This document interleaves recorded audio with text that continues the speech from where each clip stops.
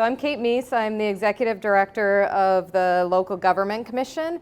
We're based out of California. Our work is primarily in California, but we do some national work as well. So I'll be drawing most of my examples from California, but certainly we're engaged in the discussion nationally as well.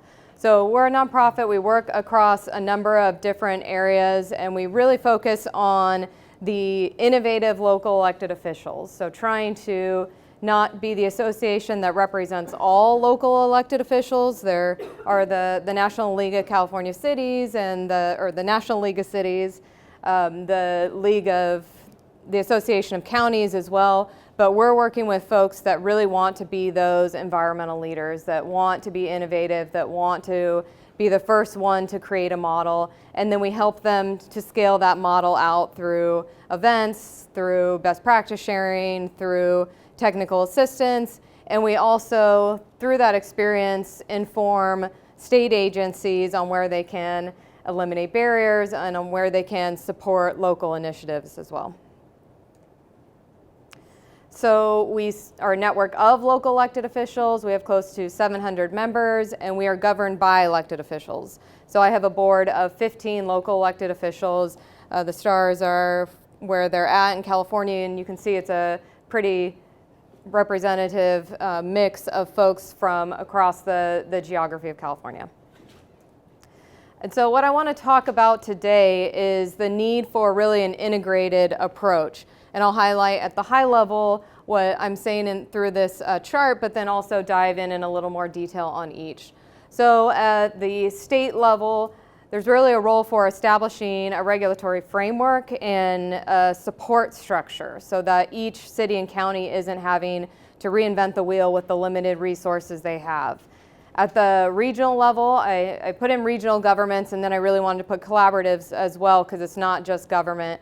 There's a space that's really needed to integrate across sectors, across agencies, to come up with solutions that doesn't just work for the jurisdiction within one entity, but works for the region as a whole. And if you think about an individual city addressing something like sea level rise, well, the solution for them that might make sense might be to build a seawall, but that's just going to funnel all the water to the next community. So that's just one example of why you don't want to just be looking at the very local level, that a lot of the impacts really require a regional approach.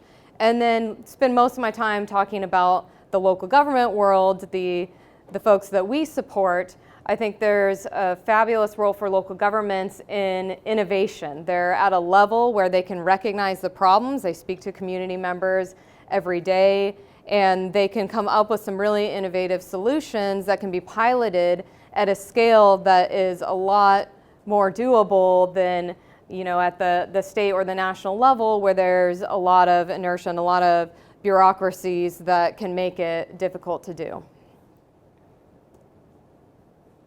So starting at the state level, so I'll start in the middle with legislation and regulation. You see a number of different examples from California. How many are familiar with the AB 32 Global Warming Solution Act? Okay, a couple.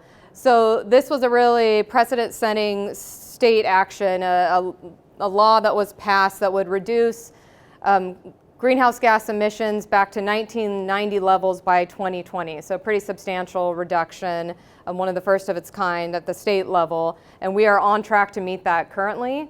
What led up to that was a number of actions at the local level where local governments were doing their own climate action plans, mayors were signing on to agreements. That created some momentum for the state to take a leadership role. At the same time, there was a number, or actually before this, there was some lawsuits around the environmental impact review process where then Attorney General Brown, who's now our governor again, said you have to consider climate change when you're doing projects and you're doing programs. So you had the legal piece that was happening, you had the policy piece that was happening, and on the other side you have the resources piece. So these all need to really come together to support action across the state. So you had the state's adaptation strategy telling state agencies what they needed to consider in terms of preparedness. You had a planning guide for local governments, how to think through adaptation. You had some grants that were available. You had science that was available, research that was available. So that was all very useful for local governments. And then you have this role of being able to mainstream local successes on the right. And I put the plastic bag ban and recycling as one example where local governments passed local ordinances, passed local policies first, and once you had enough of them doing this, you were able to get state legislation that took the same leadership role and then applied to all cities and counties. So that's a really good theory of change. Start at the local level, pass some policies, have some successful programs, and then catalyze larger change across the state. And I think there are a number of ways we can do that on climate change, whether it's through ramping up restrictions on new buildings and looking at energy efficiency and being able to address sea level rise and zoning and a number of those other issues that would give cities a lot of cover if the state were to take that kind of leadership role. Regional governments and collaboratives, like I said, there's a really important role to cut across the sectors. If you look at the players that are involved in addressing many of the impacts of climate change, you have water agencies, you have transportation agencies, you have air districts, you have all these folks that have slightly different jurisdictional boundaries, slightly different authority, but all really need to come together to come up with solutions that don't end up just benefiting one at the harm of another. And on the right you have, you won't really be able to see, but you'll have that available to you afterwards. The Bay Area has come up with priority development areas and priority conservation areas. And those are based on, where public transit is. That's where you want to grow your housing, so people have other options besides driving. They can take transit, they can bike, they can walk, but then also doing that on where you don't want to grow. So thinking about what are the key resource areas, what are the areas that are important for water, for habitat, and those are the areas you want to preserve. And this was based on a piece of legislation as well that set regional targets for reducing vehicle miles traveled. It was called SB 375. Now what's interesting, I was talking to someone about this earlier today, if you were to take those priority development areas and you were to overlay a climate impact like sea level rise, you would see that some of the priority development areas are projected to be underwater with sea level rise impacts. So that's the kind of harm that you can have when you don't have all the players connecting to come up with integrative solutions that have multiple benefits and consider multiple impacts. All the logos over here is just highlighting that there are a number of regional groups coming together in California. We have the Alliance for Regional Collaboratives for Climate Adaptation, the network of regional collaboratives.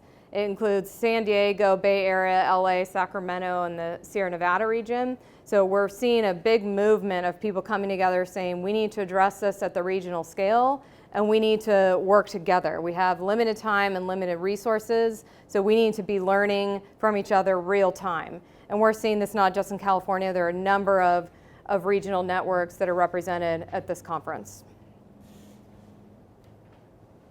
Okay, and on local government, like I said, this is the area where you're on the ground, you can pilot innovative strategies. You guys heard some of the strategies from Timothy with the city of Berkeley. Those are great examples of innovative things that can be done that provide multiple community benefits. And I really think that any dollar spent has to produce multiple benefits. We can't have funding anymore that goes to just energy efficiency or to just level of service on our roads. We need to be getting as much as we can for every dollar spent. So I'll dive into each of these in a little more detail, so I won't dwell on this slide. So on the regulatory side, I'm just going to highlight some local examples of communities that have provided great case studies for each of these. So on the regulatory side, you have the city of Lancaster. It's a inland Southern California community, very conservative community that has said we want to be the first zero net energy community. So they have streamlined their solar permitting to make it really easy. I think they went from 90 days to something like 3 days. They really cut that down, and they're requiring that all new single-family homes include a solar system. So they're taking it very seriously, and they see this as an economic development opportunity as well.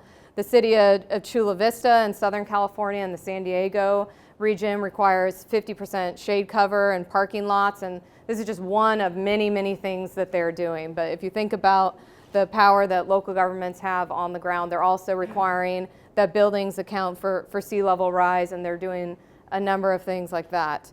And then this one's, if you guys haven't heard of the City of LA's Cool Roofs Ordinance, if you guys are around for the conference, there's going to be a presentation tomorrow, but they're requiring all new and refurbished homes to have cool roofs. So I think it's the first of its kind regulation like that, or ordinance like that. So it's going to make a big difference in terms of the urban heat island effect. And if you think about multiple benefits, you know, it's reduced energy use, it's as we look at extreme heats, it's an adaptive measure. It's good for the economy in terms of the jobs that'll come out of something like this. So these are the types of solutions that we need to be looking for.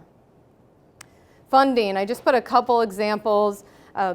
Timothy talked about what the city of Berkeley is doing on green infrastructure as well. Here are a couple other examples. And these are interesting because both of them were going towards the hard infrastructure pipe, get the water out as quickly as possible approach, and then pivoted because the community asked for something more and the local government showed a leadership role.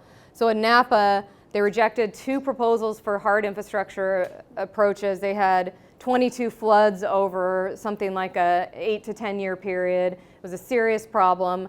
Voters rejected that, and they brought together a group that came up with this green infrastructure living river type of approach. They were able to pass a measure A. 2/3 of residents approved it and said, yes, tax me, we want to do this sort of approach. And it's not only helped with the flooding situation dramatically, but it's resulted in a huge influx of both public and private investment in that region because these businesses now know that they're protected. So because of that, people are investing in their downtown. Los Angeles, similarly, they were going to do a hard infrastructure approach. They took that money, they put it into green infrastructure projects, and were able to pass Proposition O, I think it was, and bring in a tremendous amount of bond funds to pay for this approach. Municipal leadership, as I mentioned before, we had our state legislation before. You know, we'd seen really large-scale commitments. Mayors were doing it first. They were signing on and saying, we need to do something about climate change. So there's a powerful role for leaders that are respected in the community to come out and say that this is an important issue. This is the mayor of the city of Lancaster, who is a Republican, has been quoted many times as saying, I'm a Republican, but I very much believe in climate change for my future generations. He actually said, I'm a Republican, I'm not an idiot, I believe in climate change, which was quoted everywhere, as you can imagine. But this is him in front of the city hall, so it's not just what they're doing across the community and the regulations, they're doing it on their city hall. So they're showing that, look, we believe in this and we want to save energy on our city properties as well. So we've seen a lot of local governments moving that way with their own municipal facilities and their own municipal operations. Community engagement, of course, is very critical, and we've talked a little bit about that, some of the other speakers. The Claremont Home Energy Retrofit Program is a great example. They wanted to retrofit 1% of homes in the community, which is a pretty ambitious goal, actually. They've been able to achieve it through a lot of community parades and fairs and a number of different activities, and they're now actually, because they've surpassed their goal, they want to achieve a 10% achievement and success rate of getting homes to do energy upgrades. So that's been a very successful program. This San Diego report, it's been presented at in a number of different sessions. It's a community-facing report, so we see the science out there, but it's not something that is accessible to most people, and our previous speaker talked a little bit about that, but this effort has made it really accessible, and it's also been able to draw in a number of local leaders, local business owners, to show how this is something that we all need to band together to do as a community. So I think that's definitely worth checking out. So this is the challenge, and clearly you're not going to be able to read all those bubbles, but the point is this is a very complex environment that local governments are working within. So you have the city hall and you have the state. On the right-hand side, those are a bunch of different state agencies. It's similar in any state, who measure a bunch of different metrics. So water use, energy efficiency, renewable energy, level of service for transportation, who have a number of different funds. And you have local governments on this side who have a number of different funding mechanisms and financing mechanisms as well. So this is the complexity of trying to have integrated projects. That means going to all these different guys, being able to measure all these different metrics and know how to speak their language to apply to all these different funds. And what we want is integrated solutions that cut across these different funds so that local governments, to really have that the multi-benefit projects, aren't having to apply to 15 different grants. It also gets to an equity issue as well for the communities that are under-resourced, that are smaller, that don't have that level of capacity. They're not going to be able to dedicate staff to figuring out all these different agencies and all these different funding sources. So we've been trying, the Local Government Commission has been trying to establish a pot that would cut across these. So we have new cap and trade funding that's available. So we're trying to get even 1% of that cap and trade funding to go towards a local solutions pot that would allow local governments to come up with really creative, innovative solutions that don't have to fit into the individual silos of the agencies that represent them. So conclusions, clearly action is needed at every level. This is not a state down approach. As much as we've seen state mandates influence what happens locally, we've seen what happens locally influence and inform state mandates as well. So each role really needs to think about what do they do best. There's not enough resources around for us to all try and do everything. We need to really focus on our unique jurisdiction, our unique constituency base, and the things that we're best positioned to do. And then investments really need to be better coordinated so that we can get the solutions that provide the multiple benefits that are integrated and sustainable long term. So thank you, and I'll look forward to questions after the remaining panelists.